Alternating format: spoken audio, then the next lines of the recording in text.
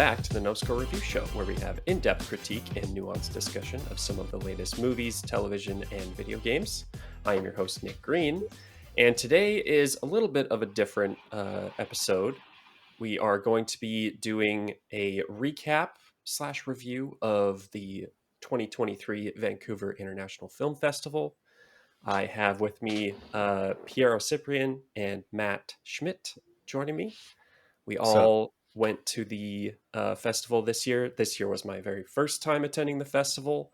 So it's going to be a little bit akin to the year in review episode I did at the beginning of this year. We'll just kind of give our general thoughts on the festival as a whole, and then we'll kind of dive into our our favorites, our least favorites, and then maybe a couple honorable mentions here and there. So let's start with our general thoughts. Piero, welcome back to the show. Thank you. Start with your general thoughts on VIFF 2023. This year was another great successful year. I think this is my fourth time attending the festival. Okay. With last year me having the pass, got to see 26 movies. It was a lot. Thought I was Wow. only going to see like 2 or 3 this year, but I was lucky to see several more. Nice. 14 to be exact. But I thought the festival was great. Volunteers were making sure everything was organized, and like almost every screening that I went to was on time, and I saw a lot of great stuff and got to talk to a lot of strangers, and it was a great atmosphere, and it's probably like my my favorite week in the entire year in Vancouver, Yeah. to just be in the community or be in the city and watch these movies. Fully Yeah. embrace movies and movie culture. Yeah, Yeah. exactly. Matt, how about you? How long have you been going to this festival? Probably about the same. I've been committed to the festival, I'd say, for probably about 4 years. But before that, I went to I think in 2018, I just saw 2 films. I saw Climax and The House That Jack Built. But then the following year was the first year that I really buckled down and dove into the festival. And this year, coming off of the announcement, at least, of the lineup, I was a little bit maybe underwhelmed by the selection, just because in previous years there's been a lot of really heavy hitters that got announced. Like back in 2019, it had we got Parasite, The Lighthouse, Marriage Story, all those films. And this year, I think, was a little bit. There was a lot of awards winners and films in competition at Cannes and Berlin and whatnot that I was hoping to see here, but didn't. But then I ended up seeing a ton of films that I probably would not have had on my radar otherwise. And I think compared to previous years, this is one of the most consistently good festivals that I've gone to. There was only a very small handful of films that I didn't really enjoy, and most of my films, I'd say almost half, are in the probably more than half actually are in the 4 stars to 5-star range, which is very rare, I'd say. That's awesome. But That's great to hear. yeah, it was a great year, and I've definitely seen a few new favorites that I will be returning to a lot in the future. Very cool. Yeah, I don't have any sort of reference for it, but I thoroughly enjoyed my first time at VIFF. It was a good first year. Yeah. Great first impression of the festival. I loved the week of just being fully invested and literally just watching movies all my spare time. It was a And really you were cool still going to experience. work. I was very much still working, so my brain is a little bit mush at the end. Nowhere near as bad as I thought it was going to be, but I particularly noticed it whenever I was trying to write reviews for the movies, and I'm like, I don't know what I can say right now. It's just nothing's coming out. But yeah, I really enjoyed it a lot. Like you, Matt, of the films I picked, I went and saw 19. Like pretty much every single one at least had something I enjoyed about it. but like the first half of my list is like particularly excellent films, in my opinion. And yeah, I look forward to doing it more in the future. I had a really good experience. I had a very good split as well of like going to see films by myself that I was interested in, and then getting to see stuff like with you two and with our friend Robin as well. Um, Getting to experience it in a little bit more of a social setting was awesome. Yeah. So yeah, overall a really good first impression. And yeah, I think with that we'll kind of get into um, our like favorites of the year or of the festival. I think this will also kind of serve as a general kind of spoiler warning as well, just so we can maybe. I mean, I know we haven't. There's some like overlap in a sense of like we have seen certain things that the other hasn't. So maybe we will be able to steer clear of some Yeah. potential spoilers, but I will stay clear of spoilers in Yeah, my same here. I'll okay, try. description, we'll especially agree because these live on films the air. aren't really like available for the public to watch Cool. yet Right. either. So we'd basically just be spoiling a thing Right. that probably nobody listening to this has seen Yeah. yet, Well, there we Or go. even heard. Perfect. We got a live agreement. or even heard of. Yes, that's a good Cool. point. These might Yeah. not be on a lot of people's radar. Yeah. I know my favorite won't be. Yeah. Yeah. Well, hopefully it will be by the time it makes a wider release. Fingers crossed. We'll see. So yeah, we'll get into our favorites. Matt, let's start with you. What was your favorite film? All right. Well, my favorite was Red Rooms by Pascal Plante. I'm a big fan of this director. I think he's like 35 years old, Canadian, Quebecois right? Yeah. dude. Yeah. He apparently has a really long history at the Vancouver International Film Festival.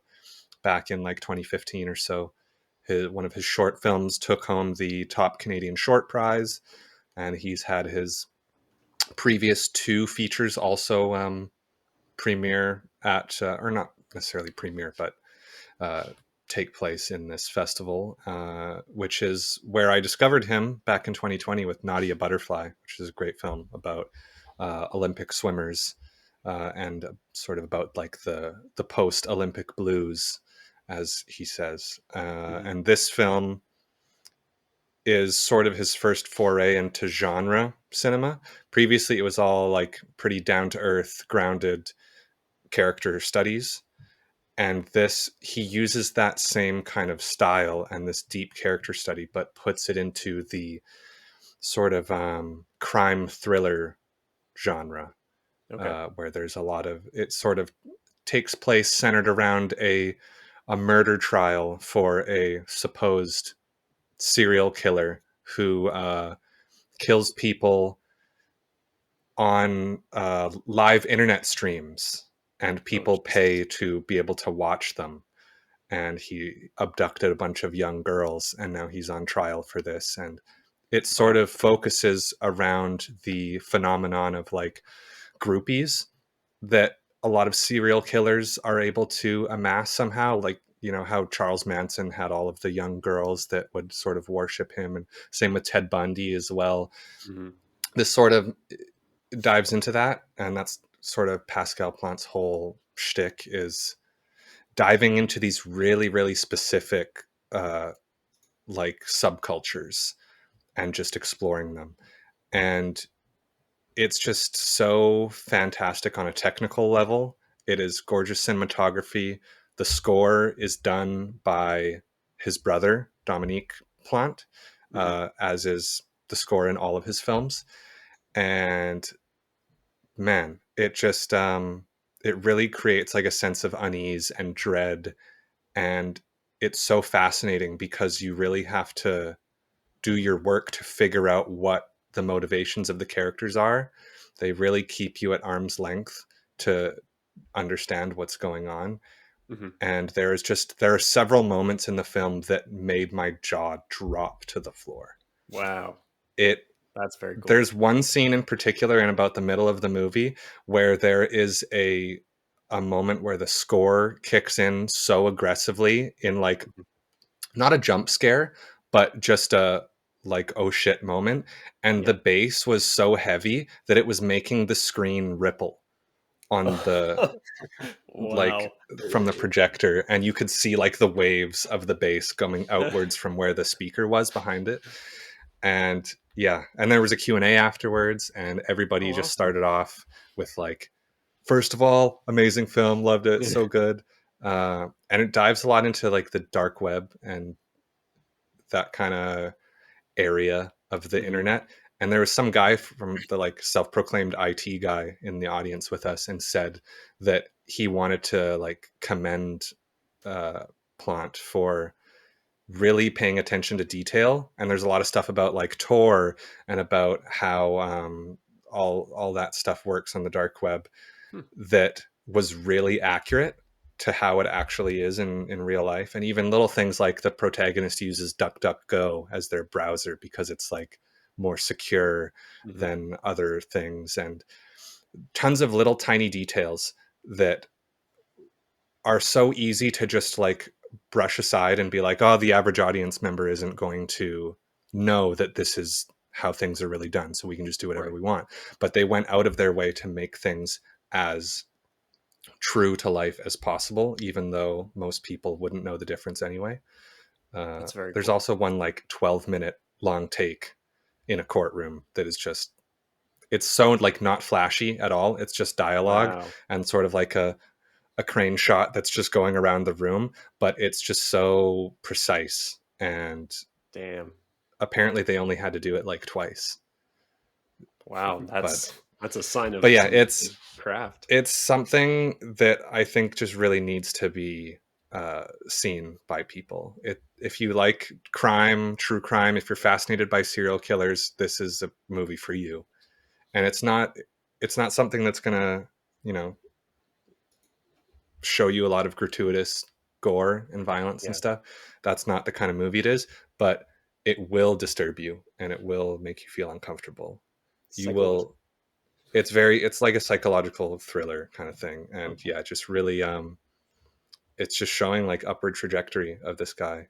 And I can't wait to see what he does next. I'm going to buy Blu-ray immediately when it's available. I hope it gets picked up by somebody like Arrow or Shout or hell, even Criterion. I think his previous films are on the Criterion channel, so maybe he'll finally get like an official release of something soon. Because boy, I just cannot. I don't want to like oversell it as well, because I feel like I have that problem when I love a movie so much. I talk it up, and then people see it and they're like, "Yeah, it's whatever, it's fine." Yeah. But in this case, I really think that there's something special here, and would definitely recommend to everybody. Awesome. And that's easy first place for you? And easy is the only that I gave at the festival. It had that je ne sais quoi that really it scratched the itch. Something about it just there's nothing bad I can say. There's nothing that I would have done differently. If anything, it's something more competent than I think almost anybody could pull off. There's so many times where you're like, wow, that is amazing, that is brilliant in this film, including right from the opening credits. If you're not hooked in the opening credits, then you're not a person. I'm sorry. It's not just to that good. Oversell it or anything. Not to oversell it, but it's the best movie I've seen all year, maybe. So right. Yeah. That's awesome. And that's the end of my rant. But I could talk for so much longer about that movie. I swear, could do an hour-long thing of just me talking and you staring at me. Well, we won't be doing that today, unfortunately. Sorry to disappoint the audience, but I would very much like to hear Piero's number one pick of the festival now. Yeah, well, this is one that actually all three of us got to see together. True. But it's The Zone of Interest. It's Jonathan Glazer's latest film. It's his first one in 10 years, actually. And he doesn't have many movies in his career, and he's I think this is his fourth one, right? Yeah. I tried to watch the rest of his earlier work before going into this one, just to get a sense of like who he is, or like what his style and approach for cinema is. And And what are his like noteworthy films, or are all of them yeah, his most pretty? recent one was Under the Skin, and that I think is probably his most acclaimed film. Okay. It's Yeah. I mean, I think Scarlett. they all are really. Mhm. Yeah, they are, but I don't know. I don't hear from other people like I don't really hear people talking about it too often. But Mhm. yeah, maybe this movie will bring him back into appraisal The or just zeitgeist. recognition. Yeah, yeah. Maybe.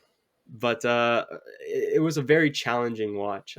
It just Yeah, I'm focuses right there on, with you. Hmm. yeah.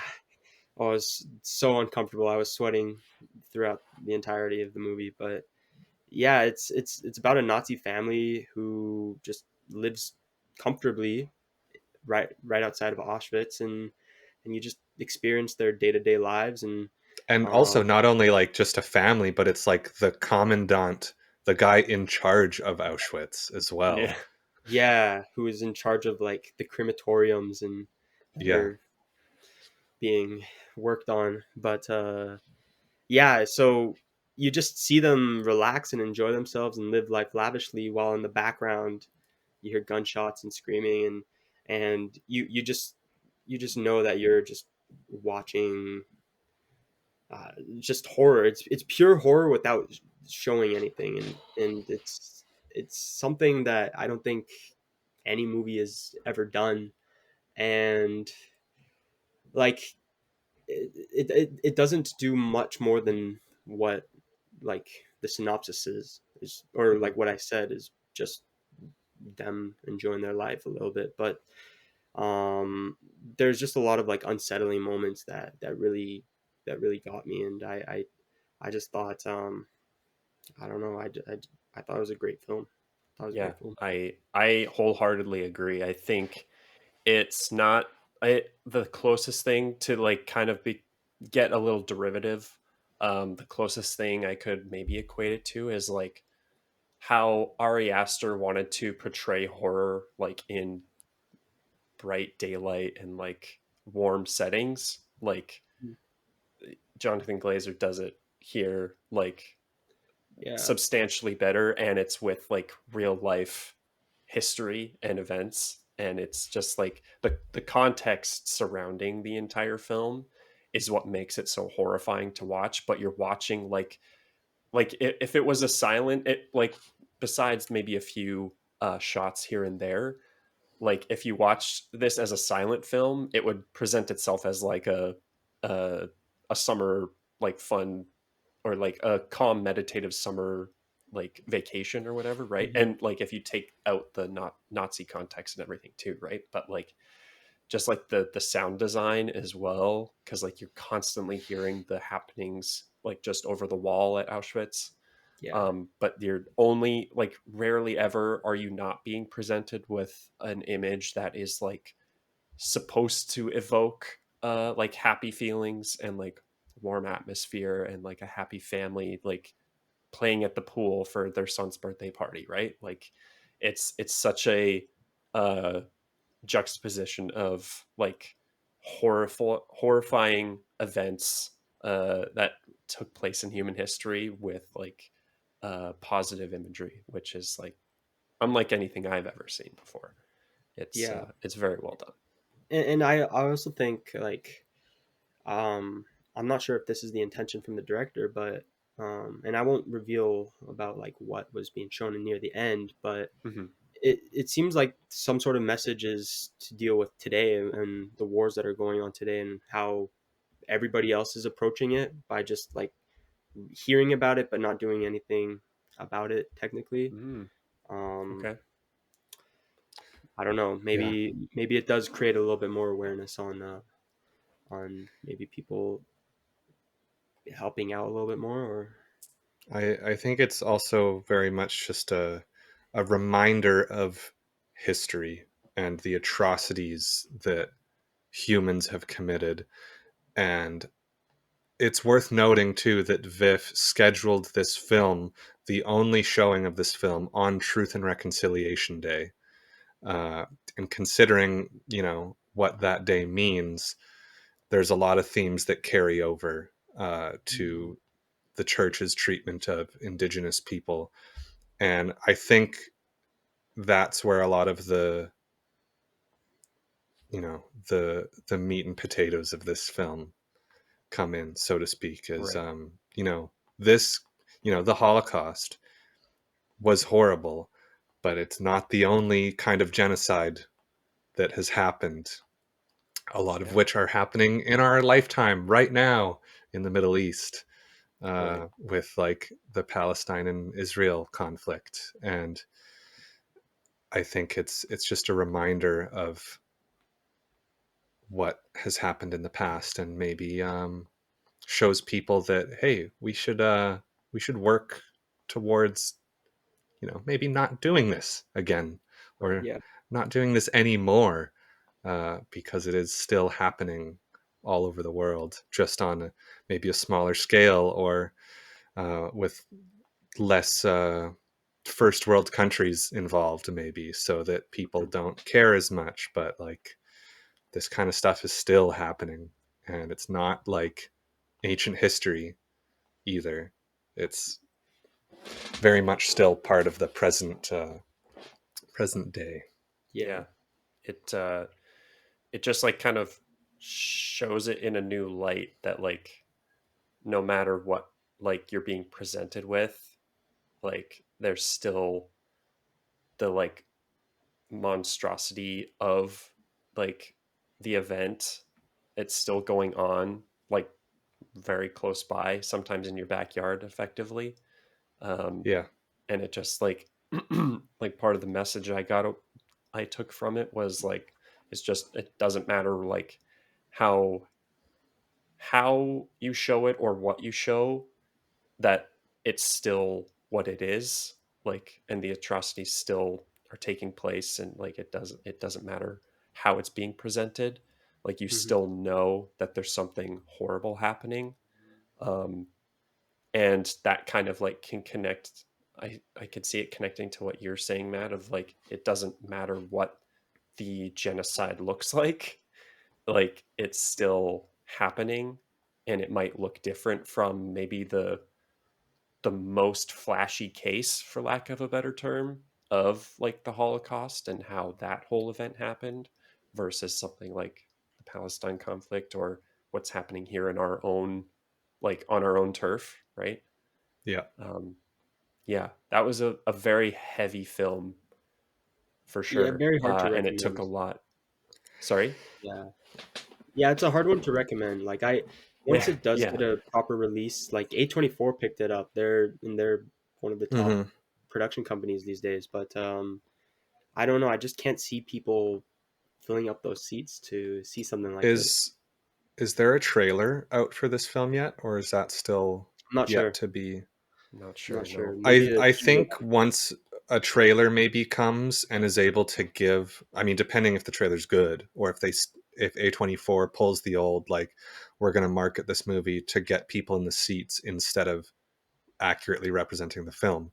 Mhm. If they make a trailer that represents the tone and the subject of the film, I can definitely see it attracting a certain kind of audience. Hmm. It's definitely not going to make tons and tons of money, but for the people, fans of something like, if you're a fan of Tarkovsky, if you're a fan of Come and See, if you're a fan of, slow cinema, that kind of thing, then there's definitely an audience for this. But Yeah. it's going to be one that ruins a lot of people's day. Yeah. For sure. Yeah. Like, you're not going to go in to escape from the troubles of the world and, Yeah. go turn your brain off for a couple hours. This is going to be a very much involved watch It's going to from reflect the world the right back at audience. you, basically. Yeah. But in a very innovative way, and like I recommend it for its importance and for its like ingenuity. Um, so Yeah. yeah, Yeah. zone of What interest. about you, Nick? What about What is me? your favorite of the festival? My favorite, uh, like one of the ones that has stuck with me uh until today it was one of the first films I watched in the festival, is The Teacher's Lounge, by, I'm going to butcher his name, but Ilker Katak, I think. Wait, I mean, I don't want to stop you or anything, but I thought that was your honorable mention. Oh right, yeah, good lord, I just completely blew past. I just want to talk about it so badly, apparently. Thank you. Cut that part out. Catching that. Edit. No, it's staying Rewind. Screw it, we'll do it live. My actual favorite is The Promised Land, starring Mads Mikkelsen. And I'm going to pull up all the info for this because I have all the tabs for Teacher's Lounge open and not The Promised Land. It is directed by Nicolas Arcel. I'm not familiar with any of his past work. He did the Dark Tower movie, apparently. Yeah. So we'll sweep that under the rug. He has redeemed himself with this one, I would apparently say. One of his previous films with Mads Mikkelsen, I forget what it's called. Oh yeah, something about a ribbon or a color or white something. I don't know what it is. But apparently that was really good and won a bunch of film festival awards. Yeah. Well, there was also Riders of Justice that he did. Oh, Riders of Justice, yes. I think with same director as well. Yeah, same director. Wow. Yeah. And actor. Cool. Different Mads. Different director? It's a different director. Oh, well. He did it with someone else, though. Never mind. In the same movie. Doesn't matter. Promised Land is my favorite of the festival. That movie was great. Like, in terms of like expectations, you just say Mads Mikkelsen is making a new movie, and I'm like, great, I'll be there. What time? It's a period like action drama. It's more drama. It's than kind action. of everything. I'd say it's like a historical epic. Yeah, that's a great way to put it. It's about a Danish soldier conquering the Danish countryside effectively for the king in order for it to become basically farmland for settlers down the line. But it is very high stakes, has an amazing ebb and flow between Mads's character and the antagonist of the film, who is one of the best villains that I've seen in a long time in a movie. Absolutely. Simon Benneberg, whatever it is. His I've character, never seen him in anything before. But the Schinkel, the snively, whiny, man-child of a character, was absolutely despicable to watch, and just was a fantastic performance. All of the performances, honestly. The little girl in the movie also was fantastic as well. Had a lot of the laughs of the film. It's a very funny film as well. Yeah, surprisingly. But yeah, it has it all, and it's not something I was actually expecting, because I had watched the trailer the day prior. Finally, I was sold on Mads Mikkelsen, but I was going to be going in blind, and I ended up watching the trailer. And the trailer, I think, kind of undersells it. It very much leans into that period drama a little bit more, and it's go watch Mads Mikkelsen hoe dirt for 2 hours, but it's substantially more than that. It's got love and passion. It's got a found family story. It's got some pretty cool action sequences as well. The cinematography is absolutely stunning. It's just such a gorgeous film to watch. And it keeps you on the edge of your seat the whole time. And the ending is one of the best endings of the festival for me. Yeah. And audience wise too. I think it was the best audience that I'd been a part of. People were laughing at all the right points. Everybody was really quiet too during, there was no talking, no phones, no nothing. And people were whooping and hollering at certain points and clapping. There was big applause moments at the end. Yeah. Oh yeah. It was just such an involved crowd. Totally. That really, I think, was into it. And we didn't even see it together. So two different crowds were very, very into it, very invested. Yeah, it was just quite something for sure. Yeah. Yeah, it exceeded all expectations I had for the film, and also just is another like stamp on Mads Mikkelsen's resume of like approval, and like what more evidence do you need, really?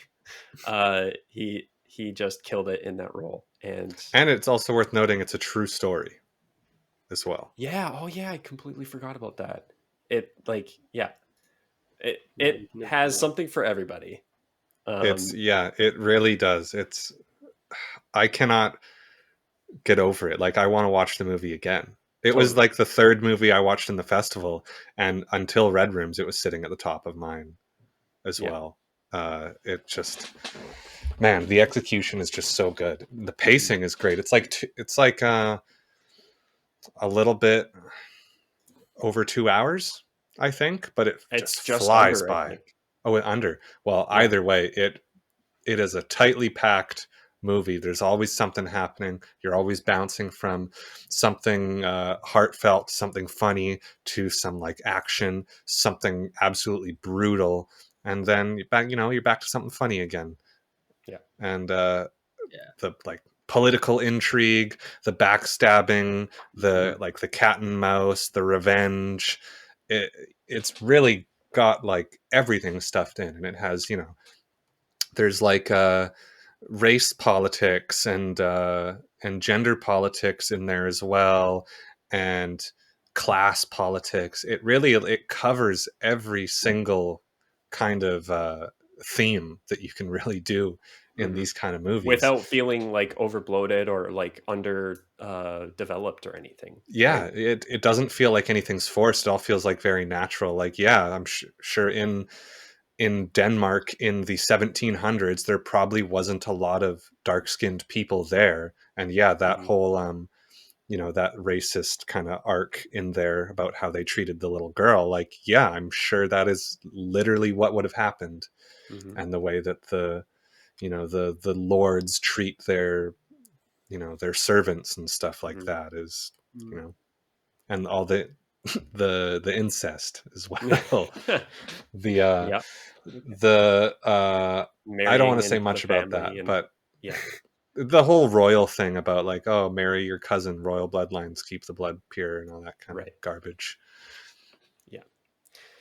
Yeah, that cannot recommend that more. I will correct myself. Matt was right. Actually, it is 2 hours and 7 minutes. But again, great flow to the movie. It flies I by. would have loved a longer movie, honestly. Yeah. I Yeah. could have done 3 hours of that. Yeah, I would No have to agree. questions. Damn. Yeah. I didn't even So consider yeah, this one going into the festival, Piero, so come on. You gotta I'm get Yeah, upset get that I on it. mean, it was a total sleeper. It's like a sort of unknown director. Sure, it's got Mads Mikkelsen. It's a farming movie, and you're like, okay, And I whatever. wonder if that's why it was like maybe more of a sleeper, is because like the trailer honestly just kind of undersells Yeah, a I lot. didn't even watch the trailer. I just saw the thumbnail that VIFF had. I was like, oh, it kind of looks like, gives me Days of Heaven slash There Will Be Blood kind of vibes. Right. And I mean, I was right. I think it leans a little bit more into the There Will Be Blood aspect. Mhm. Uh, but Hmm. boy, what a time! Also, potentially the best native title for a film out of the Yeah, they festival. totally changed it. Yeah, they should have left it Originally, as Astarden. yeah, in Danish, the title of the movie is The Bastard, but they changed it to The Promised Land for English because I guess Americans would have had to censor The Yeah, Bastard likely as a yeah, title. probably. But So yeah, that Right. is, believe it or great. not, that does take my number one spot. Even though I was oogling over, I was just so ready to talk about Teachers Lounge. Well, Um, it's okay. but yeah, Well, speaking of do you want to honorable talk mentions, about Yeah. Teachers Lounge right away? I'm gonna keep you guys in suspense. We'll Okay. start with your honorable mention, Matt. My honorable mention, I'd have to go with The Boy and the Heron. Miyazaki's return to the screen. Mm-hmm. Allegedly, it was the most in-demand screening of the festival. Mm-hmm. Tickets sold out within like hours, I Yep. think. That was one of the Uh, problem ones I Both had of on the them. website. It was just trying to yeah. refresh. And it was, yeah, people were, hooting and hollering when the Ghibli logo showed up on the screen, and Yeah. everybody was so excited. And it really, it's good. Yeah. Believe the hype. It is. Yeah. I think it's right up there with Miyazaki's best. I'd say it's on par with something like Howl's Moving Castle, perhaps. I don't think it quite reaches the same level as something like Totoro or Spirited Away, Mm-hmm. but it's up there for sure in both animation style and Oh, so beautiful. thematically as well. It covers so much ground. Mm-hmm. Uh, it covers a lot of issues about grief and love and family, and there's so many cute animals, Yeah. so many cute animals and little like Yeah. supernatural-ish, mystical beings, and it's just like overflowing with creativity, and the art is beautiful, and The world is so cool. it's such a beautifully realized world, again, that like I would love to see more of this. Like this could be a series of just going Yeah. into this world. uh and the opening sequence, like I had chills multiple times during this movie. The Mm-hmm. opening sequence, the way that they animate fire in this movie is so special. Like they're able to get the heat waves and the way that it makes the atmosphere sort of ripple. They're able Mm-hmm. to do that within the art. I don't know if they did it all through traditional 2D or if they mixed 3D elements to do this, but it just looks like something that you've never seen before. Mm-hmm. And I just can't get over the little warawaras. Yep. There's like these If little nothing else, the Wara Wara. marshmallowy looking cutie things Yeah. that when you see them, that every time they showed up on screen, and it's only for about like 10 minutes in the middle of the movie that they're even there, but everybody was like, oh, Yep. Yep. So it he And was, still rightly it had that so, like was, though. magic from all of his movies and into this one as well. It's because yeah, I don't know it's much like, about it, but it's like historical fiction. sort of. I mean, it takes place during World War II or shortly after, um, I believe. That era, at least. And Mhm. most of it does take place in like a fantasy world, kind of. But boy, it just it's so good. It really Yeah. is, and it's worth seeing on a big screen. If you like Miyazaki's films, you're gonna like it. Hmm. There's nothing here that I I think you're not gonna like. Really, I mean, maybe it might not live up to the expectations that you have if you really, really hype it up, and it might not be as good as your favorite film of his, but it's great. It's just there's so much attention to detail and love and care put into this thing, and even like the music is amazing. The voice acting is fantastic.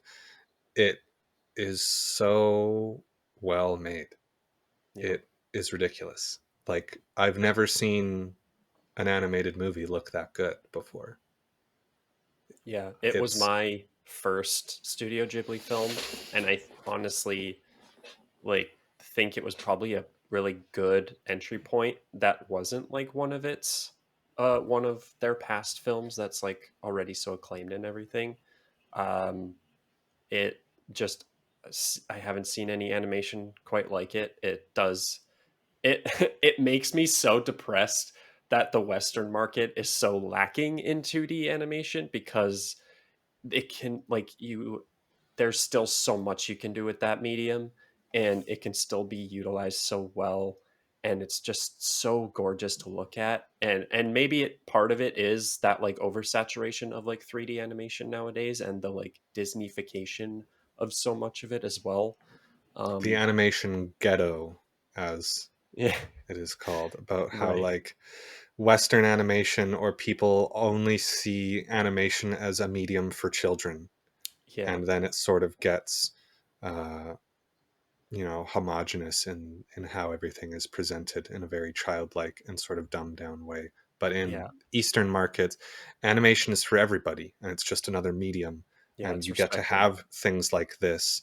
And even though this is like ostensibly a movie, it's like a family movie, Hmm. but it deals with like complexities that children are not going to pick up on, right? Hmm. There's like so many layers to this that adults are still going to struggle with. Like a lot of the people that I know that saw it are still trying to figure out a lot of what the movie is trying to say. Hmm. And I think that's the mark of a great film, is that, everybody can get something different out of this. And I think it's going to be one that is so rewarding upon rewatch, because there's so many little details and threads that Yeah. you can link together. And yeah, it's just such a all around like great movie for everybody.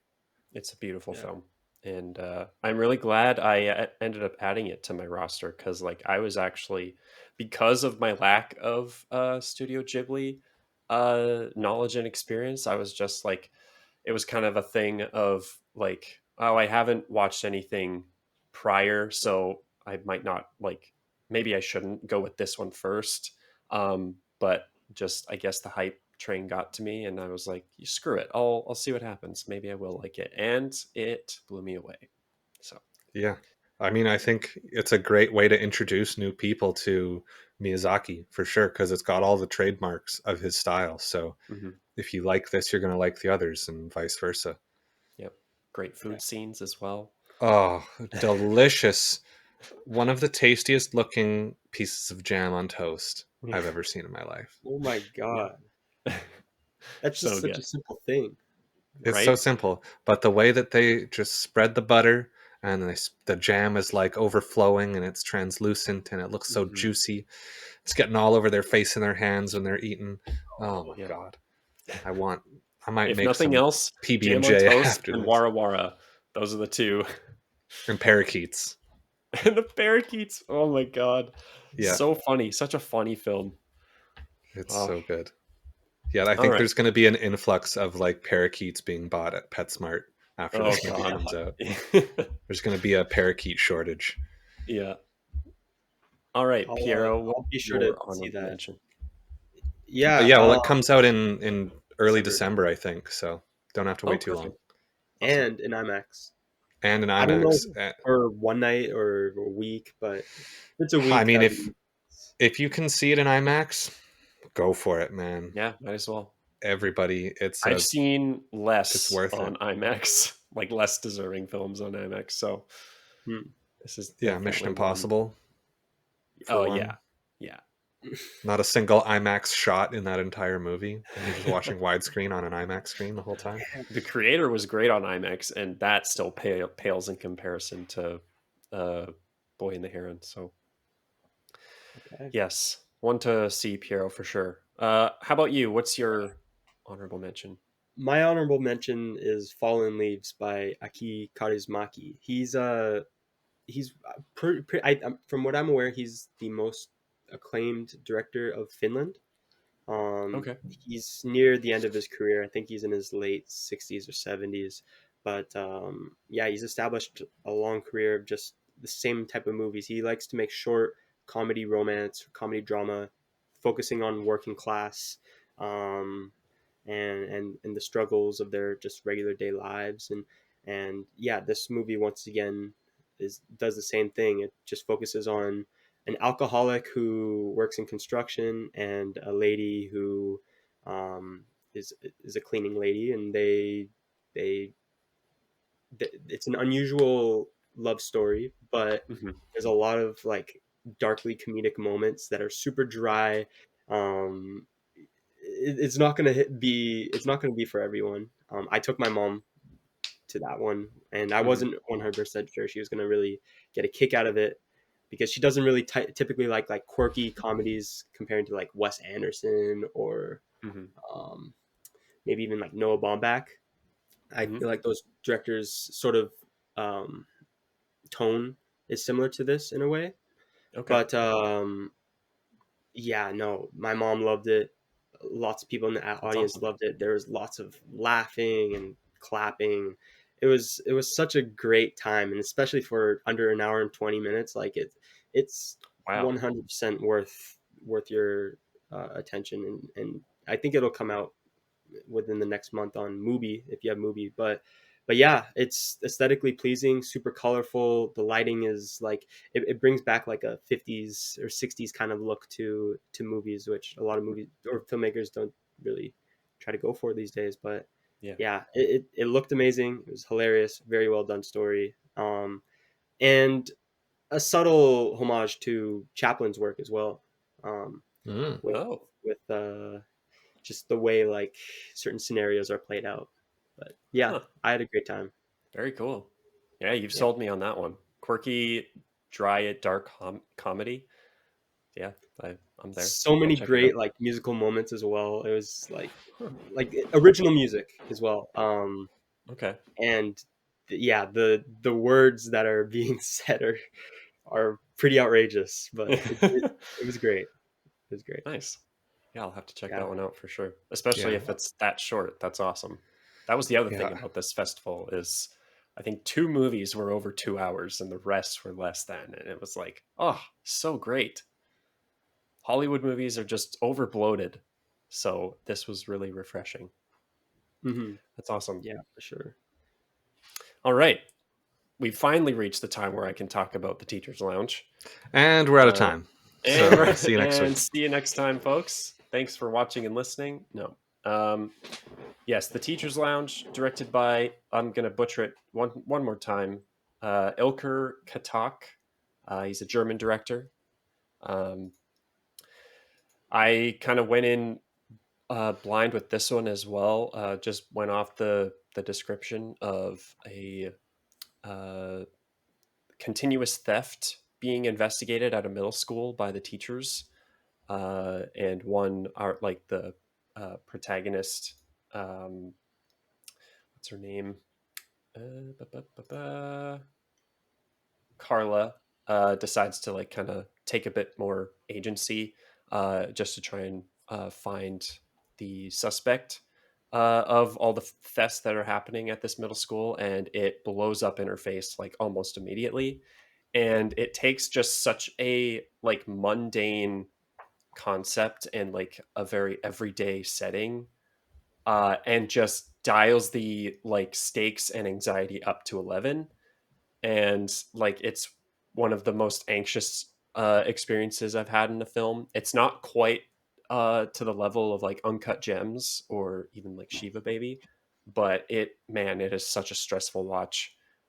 Just because you see Carla lose control of the situation like so fast, and it just really plays with like themes of like truth and like even news media spinning like perspectives on a story like in their favor, and just like people's different interpretations of situations playing out and how that affects their relationships with each other.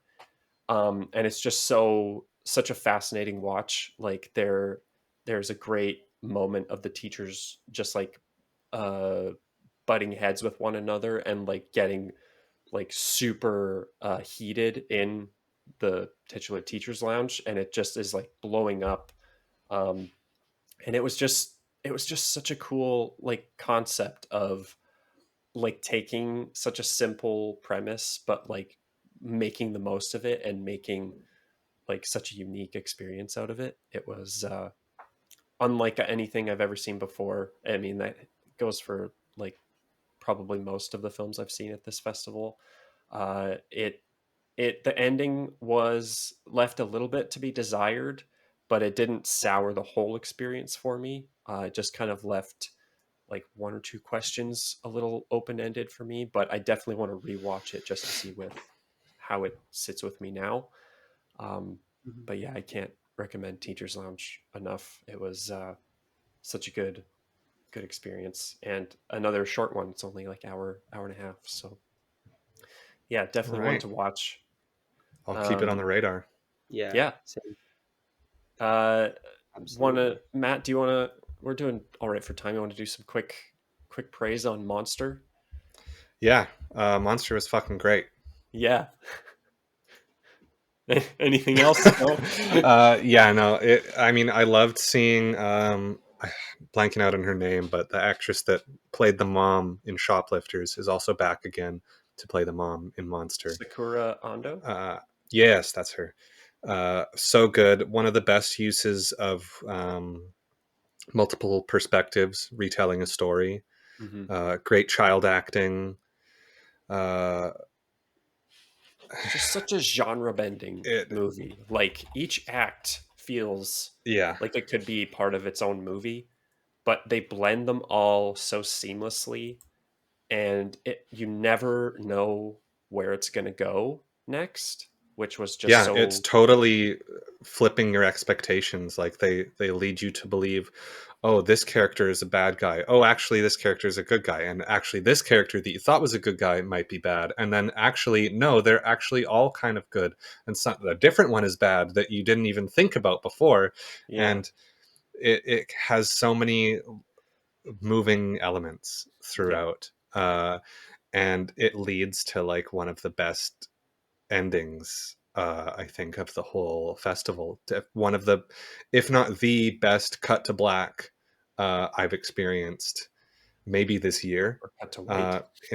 Or cut to white at the end. And an amazing final posthumous score from Ryuichi Sakamoto as well, who sadly passed away earlier this year. He's done some of my favorite scores in the past, like The Revenant is amazing. And also, Yellow Magic Orchestra and all of his solo work throughout the 70s and 80s and 90s is all amazing, amazing music. And when his name came up, his in memoriam credit and the credits at the end, everybody gave a second round of applause. It's only the second time that I've ever seen that happen at VIFF. The first being Brendan Fraser's name coming up during the whale. Nice. Afterwards. But it was very nice. And also just his score is beautiful as well. And I definitely see it getting a Best Original Score nomination at the Oscars if the Academy has any fucking clue. Because I mean, he's an iconic composer and it's his final score and it's great. So if they don't include it, like, what are you doing? At the very least, a nomination. Yeah. It's sad that it won't be getting Japan's nomination at the film fest or at the Oscars. But it was such a strong year for Japan that they can only choose one. Right.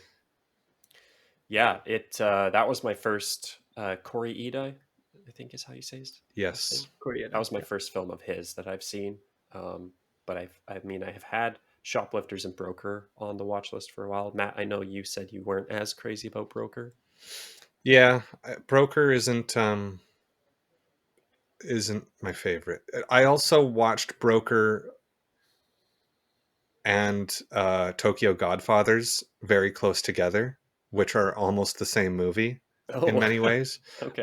And I think Broker is almost like a live action adaptation of Tokyo Godfathers, just because I know that I think Satoshi Kon is an influence on Koreeda. But I just like Tokyo Godfathers a lot better. So that kind of, you can't help but compare the two movies because they're both about like a group of sort of outsider, sympathetic but not entirely likable characters that find a baby and then they become pseudo parents and then they're trying to track down the baby's actual parent and do all this, and it very much hits a lot of the same beats. But it's still a good film. I mean, the low bar of him is even higher than a lot of other directors, right? So you can't go wrong. And still worth a watch. Monsters, one of the best films I've seen at the festival as well. And I definitely want to watch Broker and Shoplifters more now. Yeah. Let's sorry, what was that, Piero? Yeah, just very shortly, very quick. Yeah, he has a very large um, amount of movies that he's made. Like he's been in the industry for like 30 years, and um, Oh wow, yeah, yeah, every single time I something like that stumble now. upon one of his works, it's pretty special. Yeah. He deals with humans in more like gentle way that I think is very good. But And Monsters he's definitely seems like definitely a different tonal shift for him. in some ways, yes, but it also has a lot of the same trademarks as well. Okay. And I was just going to say one more thing, that I think he is one of the best directors of children working right Hmm. now. I could Uh, see that. it just, like, every single time he's got one or more child actors in a movie, and they almost always give the best performances of the movie. Hmm. Shoplifters was no different. The kids in that one really kind of stole the show. Hmm. And even in Broker, the younger characters were very entertaining and nuanced, and not just like what an adult thinks character, or like thinks children act like. It's like he really understands children and treats them like people in his movies instead of just children, you know. Right. That's awesome. All right. Well, I think we've had enough praise. We're going to do our worst films or most disliked of the festival. Some of us are a little more uh, enthusiastic about our disdain than others. Because I think, personally, anyway, uh, I think I mentioned this at the beginning of the episode, is just like even the films at the bottom of my list, there was still some things I like took away that I appreciated, and it was more just like it was okay, kind of middle of the Yeah. road type thing. Um, but yeah, Piero, let's start with you. What was your least favorite of the festival? Yeah, my least favorite was called They Shot the Piano Player. It's a Brazilian documentary about a well-known piano player that um, was dead, and a lot of very well-known Brazilian jazz artists. The movie just focuses on their memories with this guy, and the stories that they've had with him, and then like the mystery on like where what happened and where how is it affected like them and the people around them. But um the cool thing is that it's a documentary. It's like a typical documentary, talking heads and everything, Hmm. but it's all animated. So I think what they did is they used like older recordings and just did some rotoscoping over top, or did some sort of Interesting. uh, yeah, different animation style. But it just I didn't really win me over too much. I thought it was a pretty mellow, generic documentary that didn't really reveal too much. Hmm. The music, I mean, there's so much great music coming from that era, especially in Brazil, Hmm. back in like the '60s. Um, so I think that's like the only redeeming quality that I can really say is Yeah, good from that movie. But but then you besides might as that, well just no, go listen to that music. Did they have Buena Vista Social Club in there? no, no, No? no. Then they missed out. What's the point? Yeah, it, that's a different story though. Yeah. That like Buena Vista Social Club wasn't popular. I think that's Cuban actually, from what I'm Is remembering. it? It's not Brazilian. Okay. Well, yeah, I guess it's sort of like bossa nova-ish. That's just why Yeah, I they, associate bossa nova with Brazil. yeah, yeah. They do like to work with each other, same region. But and the other thing is Jeff Goldblum is the only recognizable voice from that movie. He actually played the main character because it's about an author who tells the story of the piano player, Right. and it's Jeff Goldblum's narration throughout, and it just felt so out of place because there were Oh, Well, I really? mean, Brazilians throughout. he Yeah, is a jazz pianist, though. yeah, yeah, and that's true. But I feel like there are lots of other people that they could have used instead. I think it's just the fact that he is recognizable. People Right. people know him. People love him. Maybe he would have been the reason why people wanted to go see this movie. Right. But Felt like more of a distraction to you than anything. I would definitely yeah, be distracted by a Goldblum narration. Yeah. it was very distracting, Yeah. very. But Interesting. yeah, that is probably like the biggest factor on why I didn't like it either. It's just, Oh wow. Okay. yeah, Rarely I don't does know. Goldblum disappoint, but there you have it. Just stick with acting. Oh wow. I I don't mean, know. his music is good though.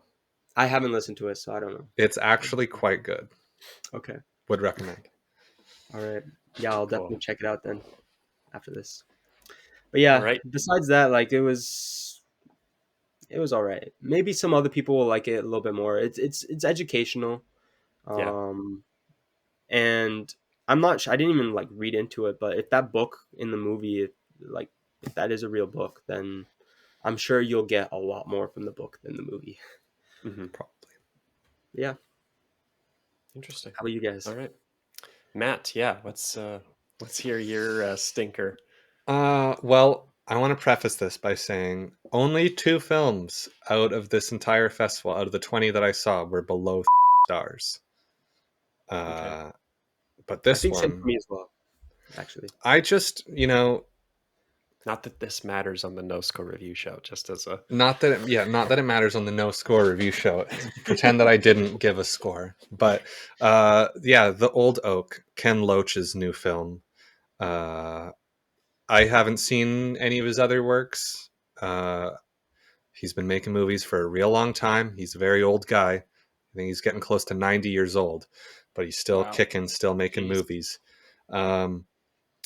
I saw some people compare him, sort of like saying that he's the left wing version of Clint Eastwood, that sort of Oh. making these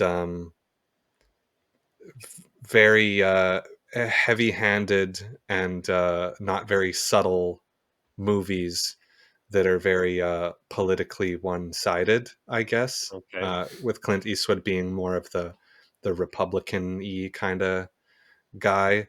Mm-hmm.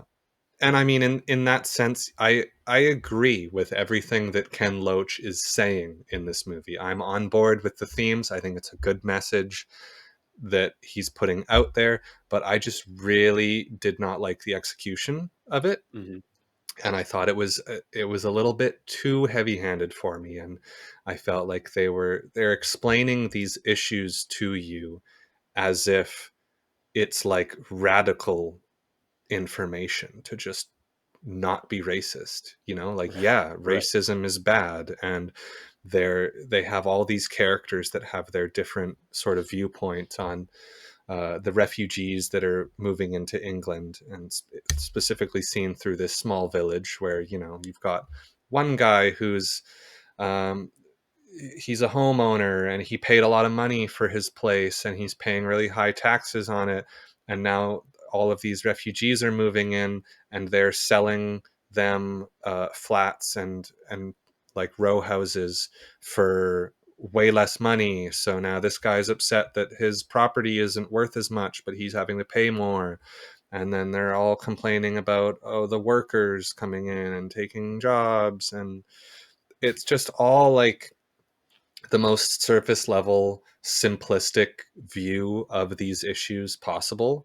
Right. And there's so many like parts where they're tugging at the heartstrings, and they're like, oh, the backstory of this family where they had to leave the dad behind because he was in prison and they don't know if he's dead or not, and all this, and oh, there's a racist English guy that's being an asshole. Here, we're gonna help you out. And just there's a scene with a dog, and there's some part with pit bulls that is just so like it's just so on the nose, like over and over and over again. And and the thing that bothered me the most, I know I've talked to Pierre about this. He doesn't mind it because you watch like movies with subtitles at home a lot because, your parents, I believe English is their second language, right? Yeah, my So mom is and my grandparents, so I've So it's like, yeah, that makes sense. And I mean, I have no problem with subtitles. I love watching, foreign films, and I watch movies with subtitles on them all the time. But the fact that they put English subtitles onto a movie where all the characters are speaking English, it really rubbed me the wrong way right from the beginning. Like, sure, they kind of have like a bit of a hard to understand accent sometimes, but I didn't have a single problem understanding what they were saying. I had more of a problem understanding what Jacob Elordi was saying in Priscilla than what these people were saying in The Old Oak. And a lot of the times the subtitles didn't even match what the characters were saying. They like rewrote things. They truncated certain parts of a sentence in the subtitles, and the characters would just like say extra words, or the characters would say some kind of like British slang, and then they would Americanize it in the subtitles, and just really weird thing. Like, if you're going to do that, at least make it word for word what they're saying. Right. It felt like it was a movie that was treating the audience like they had no idea what any of these social issues were. And they're like, did you know that people can be racist? Did you know that immigrants are people too? Maybe we should just be nice to them and accept them into the community, and that would be better for everybody. Like, yeah, that's true. But it's saying it is like it's this big revolutionary idea. And maybe, I don't know, maybe to a lot of the people that are Ken Loach's age, that could very well be a revolutionary idea, to just treat immigrants like humans. I mean, the audience that I saw it with was like 85% people with like white or gray hair, given it was in like the middle of the afternoon on a weekday. So, but a lot of the audience was also just like reacting to certain parts of the movie like it was the worst thing they'd ever seen. Like, oh, there's a kid being bullied, who's, you know, he's an immigrant and he's being bullied by British kids, and all the people around me were going, oh, Jesus Christ, oh my God, that's horrible. And it's like, yeah, I mean, that shit happens all the time. It's not it shouldn't be that surprising to you. But I don't know, I just really did not enjoy the movie. Maybe it's just I don't like that kind of style of filmmaking. It wasn't a movie for me. It was also worth noting that it was a last minute ticket buy. It wasn't in my original slate, but I had an extra one, and I thought, yeah, I'll go see this one. And I think I should have just listened to my instincts of, like, I wasn't really drawn to the movie in how, in how it was presented. Also, they call him a landlord in the VIFF like description. He's like, oh, this landlord is struggling to keep his business or whatever. He's not a landlord. He's just a pub owner. Why are you calling him a landlord in the description? That also paints a totally different view of who this is. He's not in charge of anybody's housing. He doesn't have tenants. He's just a dude that owns a pub. And he somehow is able to keep his pub afloat by only having 4 customers. Somehow. And then he's like, oh yeah, we're struggling real hard. You know what we should do? We should start cooking lunch 3 times a week for the entire fucking town for free. Okay. Where's that money coming from, buddy? I don't know. I don't know. There's just a lot of... I didn't vibe with it. I'm sorry. I just didn't vibe with it. I'm sure there's a lot of people that are saying that I'm wrong. Well, or that a lot of people that liked it that don't understand where I'm coming from. I'm not talking about you, Piero, but there are some people. I don't think you're wrong. I don't think you're wrong. I'm just saying this is my opinion. I don't like this kind of movie. I'm not saying it's necessarily bad. It's well made for what it wants to be. Although the fucking fade to blacks make me want to gouge my eyes out.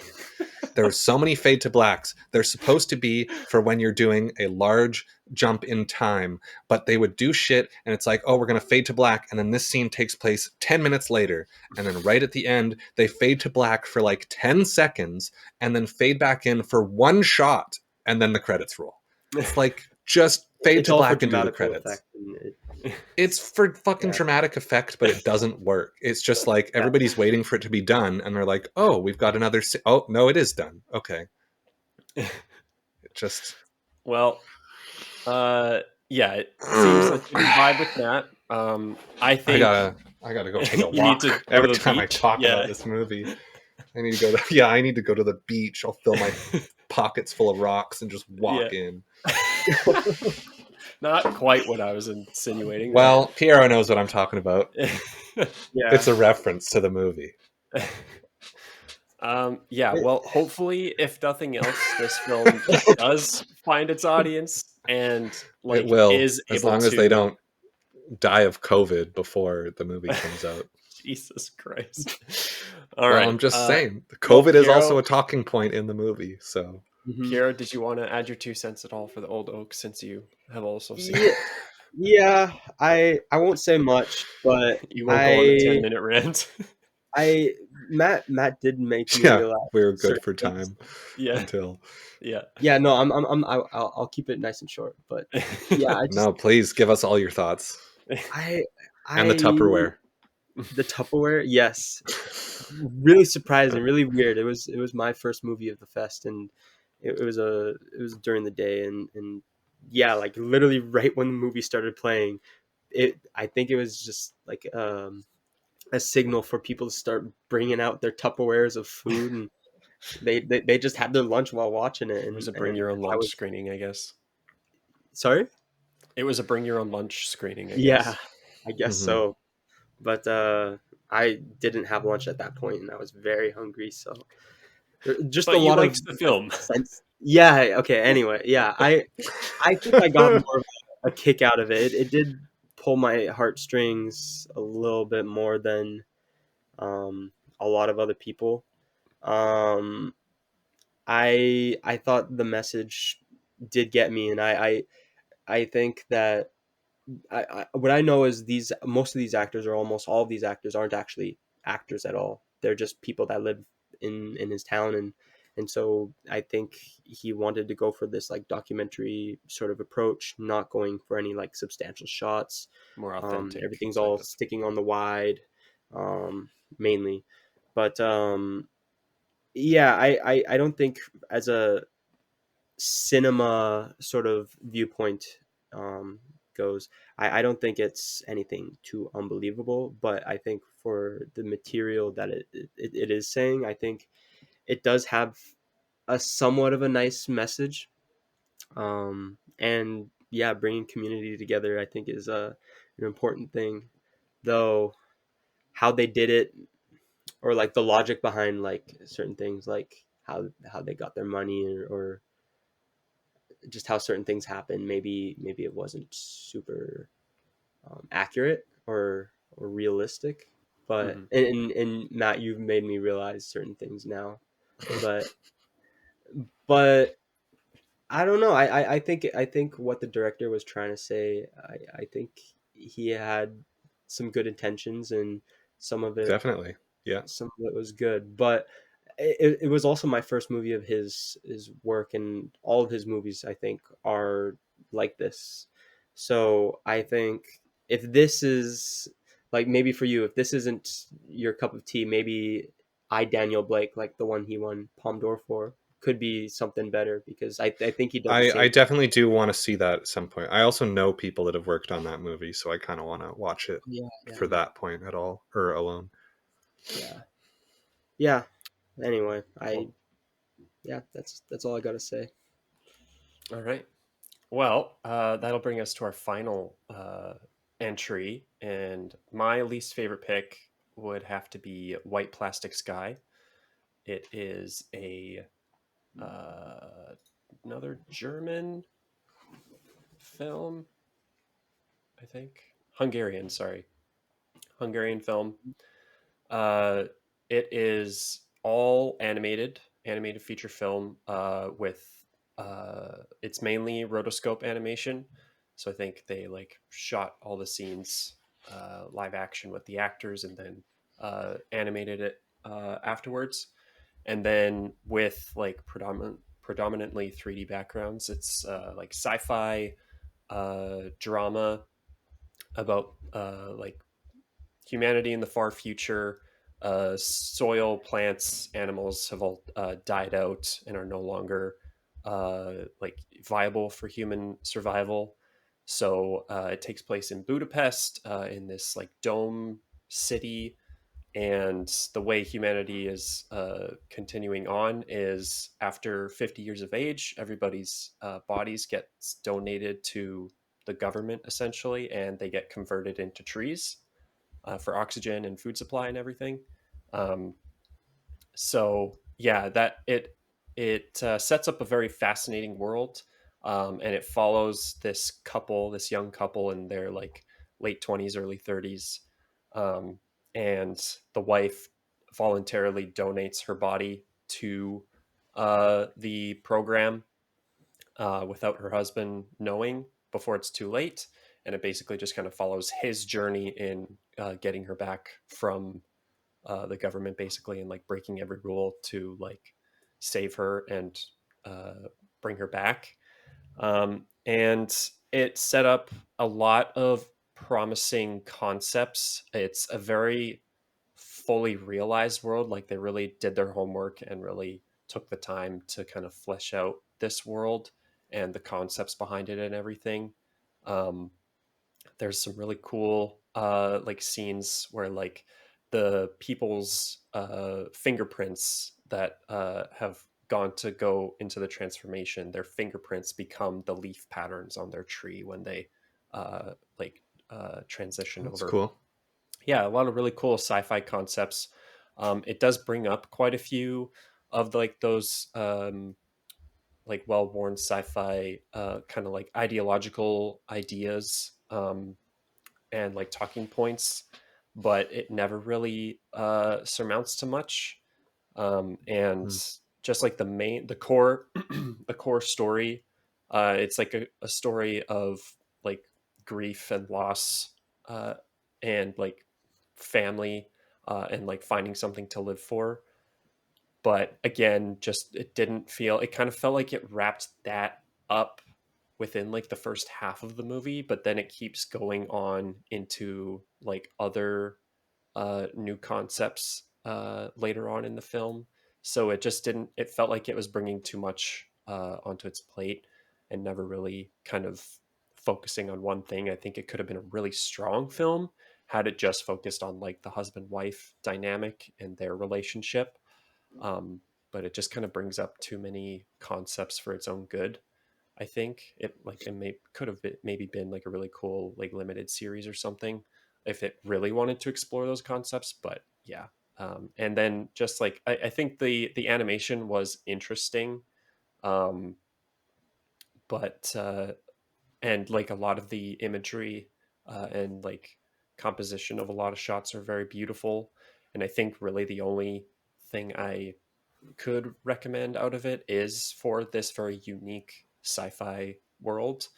Um, but beyond that, it doesn't. It the story doesn't feel like it's worth the time, honestly. Hmm. So I think that's why it was my biggest disappointment.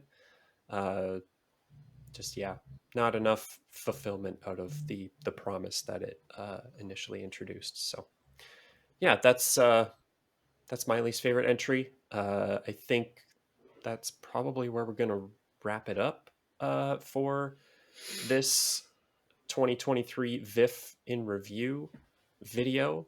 Piero and Matt, thank you so much for joining me. I look forward to hopefully doing this in the future again. I look forward Definitely. to, at the very least, going and seeing movies at VIFF again. It's definitely something I want to go do again. It was a very Oh good yeah. time. I mean, like Piero said, it's also my favorite week of the year in this city. It's just Yeah. so much fun being able to go out to all these places. You see like familiar faces. I met several people that I've been following mutually on Letterboxd Hmm. for like the last couple years, and just you keep running into the same people and you see them, and then you see their Letterboxd reviews after, and they're like, "Oh, you were at the same screening. Maybe that's that person." And then you talk to them, and you're like, "Oh Like shit, the you're dots. this person. You're this Yeah. person. Oh, cool." And just getting to like get to know the film loving community of the city a little bit more. Yeah. I think it's a really fun aspect of it as well. The social aspect of it is Yeah. almost as fun as just going to see the movies themselves. Yeah. Totally. I agree.